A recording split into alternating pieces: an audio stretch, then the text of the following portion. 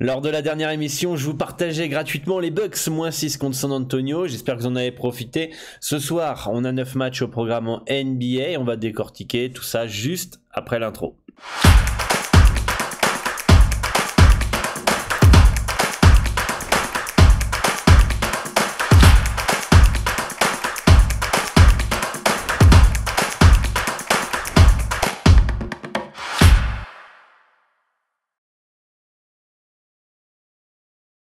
Salut à tous, ici Dora de votre expert en paris sportif, spécialiste basket. Pour une nouvelle émission, on va décortiquer aujourd'hui les 9 matchs du jour en NBA. Je vais vous partager comme d'habitude mes analyses, mes avis, mes informations, partager mon expérience pour vous aider à faire vos pronostics et vous permettre de confronter vos analyses aux miennes. N'oubliez pas que vous pouvez télécharger le guide de la saison 2021-2022 en NBA que je vous ai fait, où je vous partage les principaux mouvements, mon avis rapidement sur les équipes. Dans la description de la vidéo, vous pouvez le télécharger. Vous avez juste à laisser votre email. Vérifiez bien cependant vos spams. Et en plus, en téléchargeant ce guide, vous pourrez participer automatiquement à la formation NBA gratuite où je partage mes outils, mes analyses, comment j'analyse, les sites que j'utilise et évidemment les différents pièges à éviter, etc., etc. Ce qui va vous permettre de progresser dans les paris sportifs et surtout comprendre comment je travaille pour analyser la NBA. Si vous êtes nouveau sur cette chaîne, n'hésitez pas à vous abonner, d'activer la cloche des notifications et bien évidemment bienvenue à vous. Et si vous voulez échanger avec l'ensemble de la communauté et moi-même sur la NBA ou les autres sports, n'hésitez pas à rejoindre le Discord et 3000 par ailleurs, le lien est aussi en description.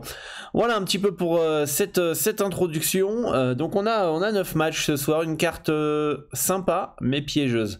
On va voir ça ensemble, mais avant on va faire le petit récapitulatif de la veille. Alors hier j'ai pas pu faire de vidéos et d'émissions sur YouTube parce que je n'étais pas disponible. Donc on a Charlotte qui tape les Nets de Brooklyn, qui gagne n'est peut-être pas une surprise vu le début de saison des Nets, mais qui est une domination comme ça, notamment qu'un gros quatrième quart-temps et une grosse deuxième mi-temps, ça peut l'être un peu plus. Les Celtics qui font le taf face aux Rockets alors que Jaylen Brown n'était pas là.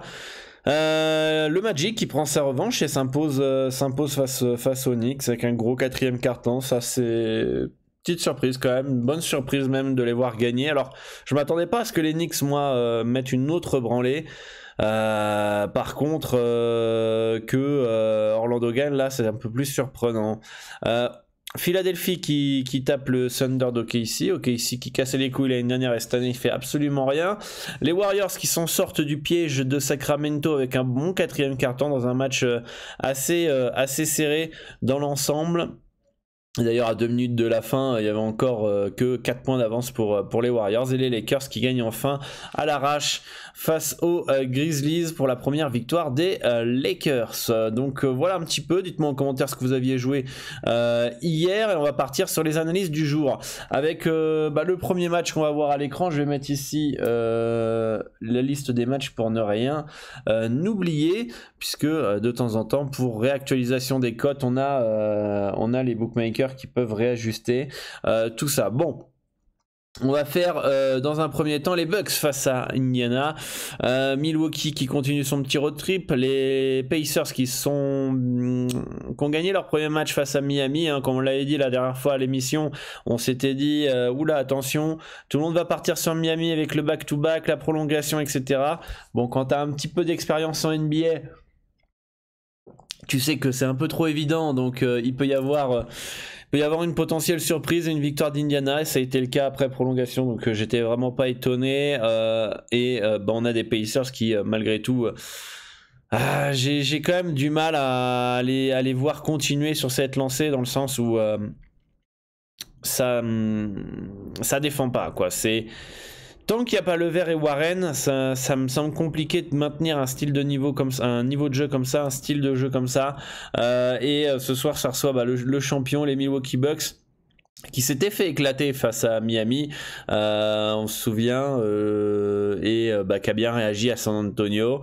On a les Bucks qui sont légers favoris à Indiana qui pourraient sembler être intéressants, hein, Milwaukee -2, en tout cas il y a pas mal d'armes, par contre il y a pas mal d'absences.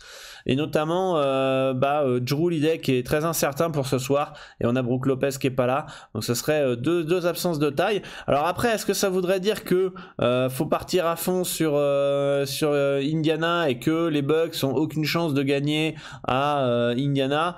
J'ai du mal à y croire quand même. Là il y a une info qui vient de tomber, on a Jaylen Brown qui est toujours incertain pour ce soir pour Boston, on viendra tout à l'heure sur le match. Mais je vois beaucoup de gens partir sur du Indiana parce que Jrue Holiday est très incertain, parce que Indiana ça vient de battre Miami et Miami a tapé les Bucks, etc. Encore une fois, ça semble trop simple, Est-ce que ça me surprend, même si Jrue Holiday est pas là, que Indiana soit outsider, très léger outsider à domicile contre Milwaukee? Pas plus que ça,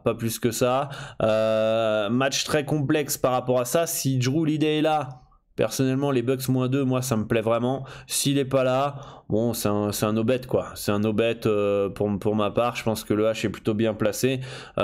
Si Jrue Holiday est là, pour moi la value elle est sur les Bucks. S'il n'est pas là, c'est le bon H. Voilà pour mon avis sur cette rencontre. Qu'est-ce qu'on a? Boston qui se déplace à Charlotte en back-to-back. Alors, est-ce que Charlotte va confirmer sa belle victoire face à Brooklyn? Charlotte, je crois, qui n'a pas encore perdu un seul match. Hein. Faut vérifier ça. Mais a priori, moi, ça me semble qu'ils n'ont pas encore perdu de mémoire. Ils ont gagné à l'arrache Indiana. Ils ont gagné à l'arrache contre je sais plus qui. Et... ah non, ils ont battu Cleveland. Ouais, voilà, c'est 3 victoires, 0 défaite. Et ils ont gagné hier contre Brooklyn. Donc, enchaîner une 4e victoire de suite à domicile. Why not? Pourquoi pas? Donc là, on a Horford et Boston et Jaylen Brown qui sont pas là pour Boston. Donc, faut attendre les informations quand même malgré tout. Moi, je pense que si Jaylen Brown et comment il s'appelle, Horford sont là, il y a value sur Boston. Boston peut clairement s'imposer à Charlotte. Charlotte est peut-être un poil en sur-régime. Et puis, souvenez-vous du premier match contre les Indiana Pacers. Ils font un comeback de dingue. Ils auraient très bien pu perdre de 20 points. Sincèrement, ils font un comeback de dingue dans le 3e quart-temps pour s'imposer à l'arrache de chez l'arrache. Contre Cleveland aussi, si je me trompe pas, ils sont menés pendant un moment et ils remontent. Donc, non, moi, je pense que Charlotte fait un bon début de saison. Après, de là enchaîner une 4e victoire face à des Celtics au complet, pas top. Je pense que c'est un no-bet si Brown ou Horford sont pas là. Si un des deux est là, je pense que Boston peut gagner. Si les deux sont pas là, je pense que Charlotte peut gagner. Donc tout va dépendre des informations. Donc je vous invite à rejoindre le Discord et vous serez au courant des informations quasiment en temps réel, ou du moins le plus vite possible. Mais en tout cas, moi c'est du Boston ce soir si Jaylen Brown au moins est là ce soir pour les Celtics. Orlando qui se déplace à Miami. Alors est-ce qu'Orlando va réussir à enchaîner une 2e victoire dans le derby floridien en battant le Heat de Miami? Je pense pas. Je pense vraiment pas. Moi, Miami risque de les exploser. Si t'as explosé les Bucks de Milwaukee, je pense que t'es capable d'exploser violemment Orlando. Je pense qu'hier, New York a pris un peu de haut le Magic a su en profiter et s'imposer, mais je vois pas Orlando aller gagner à Miami. Miami c'est trop costaud sur tous les postes. S'il y a de l'adresse à 3 points, ça peut vite gagner de 20 points. Donc je serais même plus proche de partir sur un Miami -13 qu'un Orlando +13. Pour moi, c'est soit, si vous êtes d'accord avec moi, vous pensez que Miami peut mettre la branlée, bah, le -13 peut être intéressant. Si vous pensez que c'est bien placé, bon bah c'est no bet. Mais en tout cas, en aucun cas, j'irai sur du Magic ce soir. Donc pour moi, Miami plus préférence sur le -13. Les Bulls de Chicago qui se déplacent à Toronto. Toronto qui est une équipe assez surprenante quand même, je pense, qui est bien coachée et qui pour moi, comment ça s'appelle est quand même un peu en sur-régime. OG Anunoby, il rate absolument rien, il est quand même excellent, alors il progresse, etc. Mais en tout cas, ce qu'on peut dire, c'est que se déplacer à Toronto cette année, ça pourrait être plus compliqué que prévu.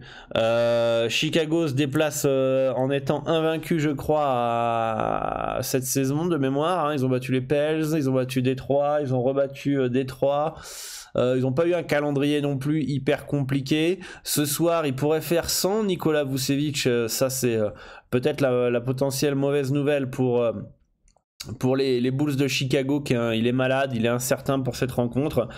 On ne sait pas trop ce qu'il a. Après, a priori, il est incertain. Il pourrait être doubtful, donc très incertain, mais qu'il pourrait jouer. Donc en gros, c'est la grosse inconnue Nikola Vucevic dans cette rencontre. Si franchement il est là, moi je pense que Chicago -2, c'est clairement valu. C'est valu et ça peut s'imposer pas sans trop de soucis, mais entre 1 et 10 points la plupart du temps face aux Raptors. S'il est pas là, ça donne une chance aux Raptors, mais alors de là à dire que c'est valu Toronto et que à 2-12 c'est limite le cadeau du siècle, bon j'exagère, je fais exprès pour que vous puissiez comprendre un peu le délire, mais de là à dire que Toronto serait hyper valu parce que Vucevic n'est pas là, j'ai quand même du mal à y croire. J'ai quand même du mal. Je serais vraiment pas serein de prendre un Toronto à 2-12 ou un Toronto +2 à 1,943 sans Vucevic, hein, sachant qu'il y a du talent du côté de Chicago avec Lavine, avec DeRozan, avec Ball, etc. Donc moi je serais vraiment pas serein. Après c'est la NBA, on sait que tout peut arriver. En tout cas, j'ai une préférence sur les Bulls -2 à 1,961, surtout si Nikola Vucevic est là.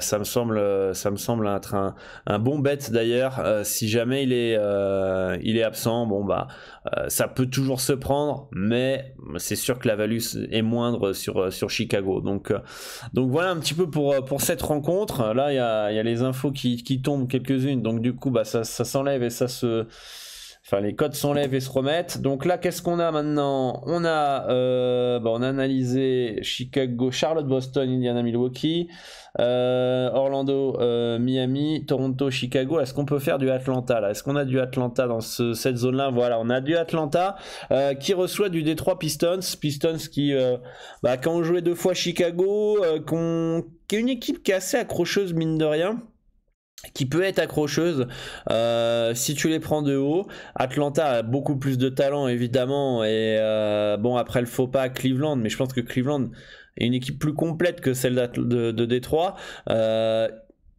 Pour ma part, je pense que Atlanta devrait gagner cette rencontre.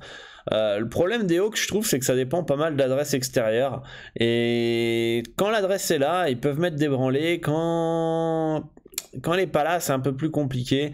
Pour moi, c'est très bien placé cet handicap. Le -11,5, -12, ça me semble un bon H.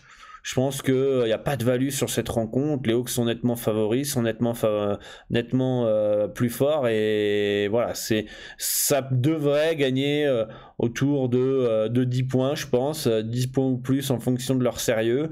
Mais en tout cas, pour moi, il n'y a pas de value sur cette rencontre.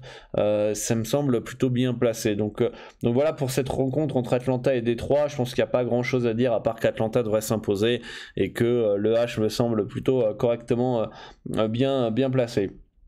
Ensuite, on a les Nets de Brooklyn qui reçoivent qui se reçoivent, pardon, les Wizards de Washington. Les Wizards qui pourraient faire sans Bradley Beal, qui est incertain, donc ça c'est aussi l'info à surveiller. Bon, évidemment, avec le trade de Westbrook, ils ont récupéré des joueurs intéressants à Washington, hein, donc il y a Kuzma, ils ont même récupéré Dinwiddie, ils ont récupéré, j'ai plus les noms des joueurs en tête, mais ils ont un effectif qui est intéressant. Est-ce qu'on peut aller voir ça vite fait? J'ai plus les noms. Team News, Team Stat peut-être. Voilà, Dinwiddie, Kuzma, Montrezl, voilà. Il y a toujours Bertans qui peut prendre feu, KCP évidemment, qui est arrivé au niveau du trade de Westbrook. Donc c'est une équipe qui peut être relou, mais vu les dernières performances des Nets, je m'attends quand même à une réaction de la part de KD, de James Harden et compagnie. Je pense que ça me semble difficile de les voir se faire encore dominer. Alors après, le problème des Nets, c'est que sur le papier, sans Kyrie Irving et avec le départ pour moi de Jeff Green et DeAndre Jordan, ça a été des erreurs. Le départ de Jeff Green et DeAndre Jordan, ça a apporté de l'équilibre dans cette équipe. Et je pense que ces départs font un peu mal, d'autant plus que Kyrie est pas là, qui peut apporter du scoring évidemment, un peu de folie, des défenses qui peuvent être fixées autour de lui pour libérer du KD et du James Harden, etc. finalement on se rend compte quand même l'importance de Kyrie Irving. Pour avoir vu plusieurs fois les Nets jouer, c'est quand même catastrophique niveau collectif. C'est statique. Y a pas de mouvement, c'est de l'ISO, c'est du James Harden, du KD, etc. Et le truc, c'est qu'ils ont le talent à eux deux de mettre une branlée à Washington, mais pour se défaire d'une bonne équipe de Washington, si Bradley Beal est là, va falloir faire un bon match. Va falloir faire un match collectif, va falloir être efficace, adroit, etc. Je pense pas qu'on ait de value dans cette rencontre. Je pense que c'est plutôt bien placé. On a un H bâtard de -6,5, -7. J'aime bien l'appeler comme ça, ce H, puisque -6,5, -7, -6, c'est l'handicap qui est accessible, mais en même temps il faut faire un match qui est sérieux, et je pense que c'est parfait comme handicap pour cette équipe des Nets en ce moment, où ils ont les armes pour le passer, mais le collectif est pas assez rodé et pas assez bon pour pouvoir le passer, ou du moins avoir assez de garantie pour que le -6,5, -7 passe. Donc pour moi c'est un bon no-bet dans cette rencontre. Donc on a fait ce match là. Ensuite donc ça c'est fait. Il nous manque les Wolves de Minnesota face aux Pélicans de la Nouvelle-Orléans. On a les Pélicans qui sont vraiment en une belle galère quand même. Une belle galère, je trouve. C'est pourtant avec Jonas Valanciunas, je m'attendais à mieux. Je m'attendais à ce que ça soit une équipe un peu plus relou. Ils ont laissé partir Eric Bledsoe, qui était quand même un joueur qui force beaucoup dans certains moments importants. Ils ont récupéré Devontae Graham qui est peut-être plus fiable offensivement que Bledsoe. Alors certes, Zion Williamson est forfait en ce moment, mais en tout cas je m'attendais quand même à mieux de la part des Pélicans. Je pense qu'ils ont du mal à intégrer Jonas Valanciunas, et c'est dommage parce que c'est un joueur qui est capable de vous mettre 15 points et prendre 20 rebonds, donc c'est un joueur hyper important. Je pensais qu'il apporterait beaucoup plus que Steven Adams. En face, les Wolves, on les sent revanchards, on les sent envie de prouver qu'ils peuvent faire quelque chose cette année. D'Angelo Russell, Karl Anthony Towns, Malik Beasley, Anthony Edwards.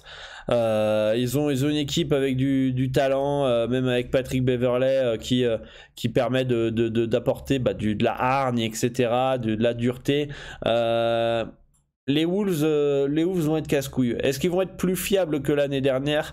Je pense potentiellement que oui. En tout cas, pour le moment, ils montrent que oui. Mais je vais attendre de voir est-ce que ça confirme. On sait que D'Angelo Russell est fragile. On sait que Karl Anthony Towns est un peu fragile aussi. Une blessure et tout de suite, ça peut être plus compliqué pour Minnesota. On sait que mentalement, c'est assez fragile aussi. Tiens, une info qui vient de tomber. Terry Rozier forfait pour Charlotte. Donc ça donne un petit plus pour Boston aussi. Minnesota part logiquement favori à domicile. La dernière rencontre, justement, les Wolves ont dominé ce match-là, ont gagné de 7 points, ont été devant quasiment tout le match, en menant de 6 à 10 points à peu près toute la rencontre. Il y a eu un petit trou qui a été fait à un moment en menant de 13 points. Les Pélicans n'ont jamais rien lâché, en revenant rapidement. PJ Washington incertain aussi pour Charlotte ce soir. Ça c'est toujours des bonnes nouvelles, ceux qui veulent partir sur du Boston. Il va falloir juste attendre l'info Horford et comment ça s'appelle, Jalen Brown. Donc oui, Minnesota est complètement pour moi plus fort, plus complet, il y a plus d'armes, plus de profondeur actuellement, évidemment sur le papier avec Zion Williamson, etc. Je pense que les Pélicans sont capables d'aller gagner là-bas. C'est la NBA, je vous dis, tout est possible. C'est très dur de gagner 2 fois de suite contre la même équipe, donc Minnesota, c'est pas un spot pour eux actuellement. Peut-être un spot Pélican, mais pour moi il n'y a aucune value sur ce match là. Je pense que c'est plutôt bien placé. Donc voilà. Les Cavaliers de Cleveland qui se déplacent à Denver qui reçoivent les Cavs, contre qui ils ont eu tout souvent du mal ces dernières saisons. D'ailleurs, à chaque fois Cleveland résistait plutôt pas mal en restant dans l'handicap. Donc préférence quand même toujours pour le plus 10 de Cleveland. Surtout que les Nuggets sans Jamal Murray, ça met pas débranlé, ou alors il va falloir que ça soit hyper efficace offensivement et solide défensivement, que l'adversaire se craque, mais on l'a vu, face à San Antonio, ils ont eu du mal. Ils ont gagné de 7 points, non de 6 points, pardon. Jamais ils ont réussi à faire le trou face aux Spurs. Je pense que Cleveland sur le papier c'est tout aussi bon, voire même plus fort que San Antonio. La différence c'est que quand San Antonio a un coach, hein, vous mettez Popovich avec cette équipe de Cleveland, je pense que vous mettez les joueurs à San Antonio, je pense qu'il en fait quelque chose de très bien et pourquoi même pas aller en playoff. En tout cas, moi je pense que c'est un handicap qui est un poil haut quand même pour Denver. Je pense qu'on est valu sur Cleveland plus 10. Ou alors on n'est pas très loin d'une value quand même malgré tout. Et je pense qu'avec les Mark Cannon, les Ricky Rubio, déjà ça apporte du Q-basket pour Cleveland. On a Sexton qui va être le leader offensif, etc. Moi je pense que Cleveland peut rester dans un âge de plus 10 face à Denver pour cette rencontre. Donc voilà. Et enfin le dernier match c'est les Clippers face aux Blazers de Portland. Alors là j'étais assez étonné de voir Portland outsider quand même contre les Clippers. Des Clippers qui dépendent énormément de Paul George dans ce début de saison avec l'absence de Kawhi Leonard, de Serge Ibaka, de Nicolas Batum, le départ de Patrick Beverley, le départ l'année dernière de Lou Williams. Je trouve que ça fait beaucoup pour Los Angeles et je pense que si Chris Paul n'importe quoi, Paul George est moins dedans et ou qu'autour il n'est pas épaulé, tout de suite ça peut être plus compliqué pour les Clippers. Et si vous m'aviez inversé les cotes et vous m'aviez mis les Clippers léger outsider, ça m'aurait pas choqué parce que je pense quand même que Portland avec les Nurkic, les McCollum, les Damian Lillard, etc. Ça se connaît, même s'ils ont changé de coach et que c'est Billups, voilà, il y a une certaine ossature dans cette équipe. Et si les Blazers ont été capables par le passé de gagner à Los Angeles alors que ils étaient au complet Los Angeles Clippers, je vois pas pourquoi ce soir ils seraient pas capables d'aller gagner à LA. Donc moi j'ai une préférence sur Portland ce soir. Vous pouvez le tenter pour moi à 2,29, ça me semble intéressant, voire même aller chercher un petit moins 2,36, hein, vous prenez pas un risque énorme pour 6 centimes 7 centimes de plus au niveau de la cote. Donc voilà pour cette lourde carte de 9 matchs les amis. Pour faire un petit récapitulatif, Boston qui se déplace à Charlotte, préférence Boston, et d'autant plus si Jalen Brown est bien là. Indiana-Milwaukee, attendons l'information de Jrue Holiday. Pour moi c'est un beau no-bet ce match là, sauf si Jrue Holiday est là, je pense que les Bucks -2 ça peut être intéressant. Atlanta-Détroit, un beau no-bet. Brooklyn-Washington, no bet, clairement. Trop compliqué de partir contre Brooklyn et vu ce que montre Brooklyn, c'est quand même tendu de partir sur les Nets. Miami-Orlando, plus une préférence sur Miami, on a dit combien, il y a combien le H, on peut même aller chercher un petit -12,5, préférence là-dessus. Chicago qui se déplace à Toronto, préférence Chicago, -2, surtout si Vucevic est bien là. Qu'est-ce qu'on a? Minnesota contre New Orleans, pour moi c'est un no-bet. Cleveland, Denver, pour moi préférence Cleveland. Et enfin le dernier match, les Clippers face aux Blazers de Portland, préférence Portland, un petit +3 au cas où que le match soit serré et à l'avantage des Clippers. Voilà, dites-moi en commentaire ce qui vous intéresse pour ce soir, est-ce que vous êtes d'accord, pas d'accord, est-ce que vous avez des arguments à ajouter, etc. N'hésitez pas, ce sera avec grand plaisir que je vais vous lire. N'hésitez pas aussi donc à télécharger le guide gratuitement, le lien est dans la description, à rejoindre le Discord, à rejoindre tous les liens que j'ai mis dans la description, évidemment, les réseaux sociaux et tout ça. Un grand merci à tous pour votre soutien, votre confiance, et puis moi je vous dis à très bientôt pour une nouvelle émission NBA, et bonne chance à tous pour vos pronos. Ciao ciao.